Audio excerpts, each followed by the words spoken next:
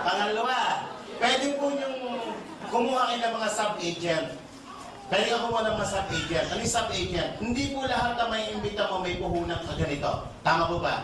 Pero may 25% discount ka kung hindi ka mahilig magbenta, kumuha ng mga sub-agent. Yun yung mga tao na imbita mo na gusto magbenta ng produkto pero wala pang kapital. Pero mag-join din sila in the future. Gamitin mo sila as sub-agent. Dahil may 25% discount ka, bigyan mo sila ng 10% muna.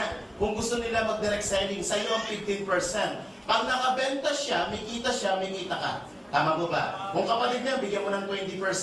At least ikaw may 5% kahit papaano. Kung dati mong kaaway yan, bigyan mo ng 2%. Sa'yo ang 23%. Nakatulong ka na. Nakaganti ka pa. Hindi ako yung gagawin ito, masama ugali niyo. Idea, tama lang po to. Tamang partihan na to. Maganda po ba ito? Walang quota na pinag-uusapan. Makabenta o hindi makabenta, okay lang po. Yan ang kagandahan sa ating company. Sa ibang company, ang direct selling, may minimum quota. May quota ka per month. Tayo po, walang quota na pinag-uusapan. Pangalawang kitaan na pwede mong gawin, ito na po yung tinatawag na direct referral bonus. I'm sure marami kayong kakilala na gusto nyo tulungan. Tama po ba? Gusto nyo kumita rin sa kumpanya. Okay. Paano ka kikita sa number 2? Ang trabaho mo dito, maghanap ka o mag-imbita ka ng mga distributor o mga kaibigan mo na gusto mag-join o mag-negosyo sa kumpanya. Kada isang tao, kada isang package na mabebenta mo bilang franchise niya, babayaran ka ng kumpanya ng 500 pesos. Paano po yan? Once na bumili po kayo nito, magkakaroon po kayo ng tinatawag na DTC. Ano po itong DTC? Distributor Tracking Center. Ibig sabihin yan, kayo po ay member na ng kumpanya. Unang araw si Kumare, nakita mo sa labas. Mare, tama-tama. May negosyo akong ipakikita sa iyo. Pag nagustuhan mo, tutulungan kita. Pag hindi mo nagustuhan, okay lang. Ang importante, makita mo. Hindi ka pa marunong magpaliwanag, inimbita mo dito, pinaupo mo si Kumare dyan, kami nag-explain ng business para sa kanya. Nagustuhan ng Kumare mo ang negosyo, nag-franchise sa kumpanya, bumili ng 780, dahil ikaw nag-imbita dyan, may 500 piso ang kikitain. Maganda po ba? O, may dialogue ka na. Another brand mo, kinabukasan na Kumare. Tama-tama, nagpangita tayo. May negosyo akong ipakikita sa iyo. Pag nagustuhan mo, tutulungan kita. Pag hindi mo nagustuhan, gustuhin mo. Pwersa ka na. 500 ulit. Kada isang tao po na bibili sa inyo nito, na ikaw ang personal na nag-imbita, 500 piso ang kikitain nyo. Makalima po kayo sa loob ng isang buwan, may 2,500 ka. Makasampu ka, meron kang kitang 5,000. Tip sa number 2. Anong dapat mong gawin para dumami ang kita mo sa number 2? Sa number 2, huwag mo muna kayo mag-explain, lalo pag bago ka. Ang trabaho mo during your first month is mag-imbita. Iba po ang imbitasyon sa presentasyon. Tama po ba? Yung iba kaya nahihirapan mag-imbita, nag-iimbita pa lang, nagpapaliwanag na. Kapag ang mga kliyente nyo tanong ng tanong, huwag mo munang sagot ng sagot. Bakit? Minsan sablay sagot mo. Tama po ba? Pangalawa, baka masabi mo kaagad dito sa iniimbita mo. Mare, dala ka 780. Kahit walang sakit po yan, lalagnatin yan. Giginawin yan.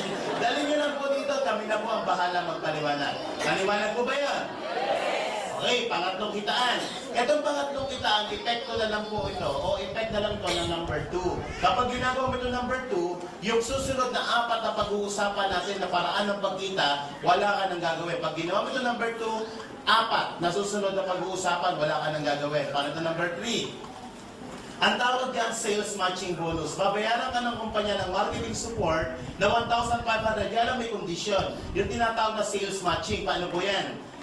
Ang sabi ng kumpanya, kapag dalawang package sa nabenta mo, EA, kumita ka na ng 500, GB, kumita ka na ng 500, yung pong package na binili ni Amy kasamang produkto. At may kasamang points po yon.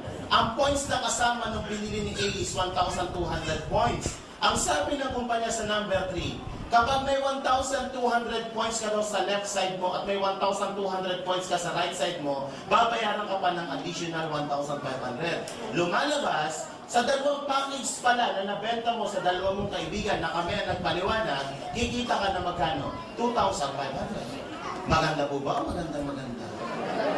Eh paano ko itong si A bumili ng product? Maraming binibili produkto. Lahat po ng gagamitin produkto itong dalawang to may mga points. Kape, gluta, lahat may points po yan. At pag inabot ang 1,200 points, ikaw na nasa taas, bilang ginagamit na produkto nila, babayaran ka dyan ng 1,500 basta may 1,200 points kabilaan.